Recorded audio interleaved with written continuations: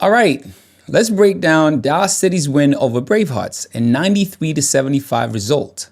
That fits perfectly with everything we've seen from both teams so far in this tournament. Today, I'm going to stick strictly to the numbers, only facts, only what the stats tell us from this game and from the previous outings. Okay, so Dar City once again showed strong starts, steady control, and reliable scoring efficiency, while Bravehearts continued to battle with shot percentage and quarter-to-quarter consistency. Let's go straight into it. The first half, consistency.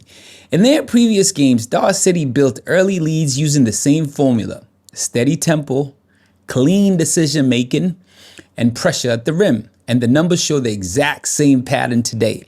They took the first quarter 23-15 and the second quarter 23-18, continuing their trend of controlling the first half through efficiency, not volume.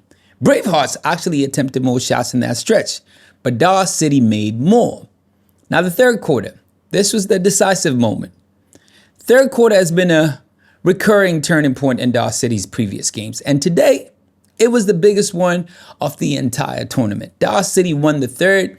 It was 32-10, a 22-point margin, the largest single quarter difference in any of their games so far. In the third, this continues the trend. Dar City sharpened their scoring and pace immediately after halftime, and they separate from teams right there in the third. It has been seen through and through. Shooting efficiency. Bravehearts entered this matchup with one of the lowest field goal percentages in their earlier games, and that issue showed up again. They finished at 32.9% from the field and 24.1% from three, with no player scoring more than 12 points.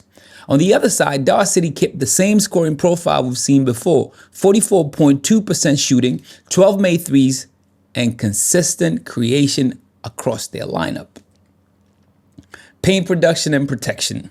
Dar City has been one of the strongest paint teams in the tournament, and today's numbers match that trend exactly. They scored 44 points in the paint, finishing at 66.7% at the rim, and recorded all 9 blocks in the game. Every single block today came from Dar City. This lines up cleanly with what we saw in the earlier performances. Reliable rim finishing and steady rim protection from their bigs. Ashim Thabit to be exact. Backcourt control. Another recurring trend. Dar City guard play has been one of their biggest strengths, especially their ability to limit turnovers and create quality shots. Today, or should I say yesterday, Solo Diabaté delivered his best passing night of the tournament. 14 assists and only 2 turnovers in 31 minutes. That's impressive. Nisre Zouzoua stayed consistent with his scoring numbers from earlier games, finishing with 29 points and 6 made threes. Bravehearts, the consistency issue. Bravehearts have shown flashes in their early games, but they've also had long stretches of scoring droughts. That same pattern appeared today. 10 points in the third quarter, a 13-point run, and the highest scoring period coming in the final frame with 32 points. Even though this was long after the game had already opened up, or you could say finished, when the other guys came to play. Their quarter-to-quarter output once again fluctuated sharply, matching the statistical trend from their earlier games. What about rebounding?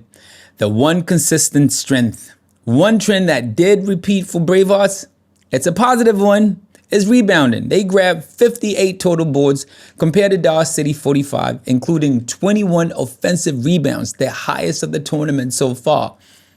We're talking about offensive rebounds. That tells you something. That part continues to be one of their most reliable strengths. Kirk, yes, might I say. Factual summary. So based purely on the numbers, here's what we can say.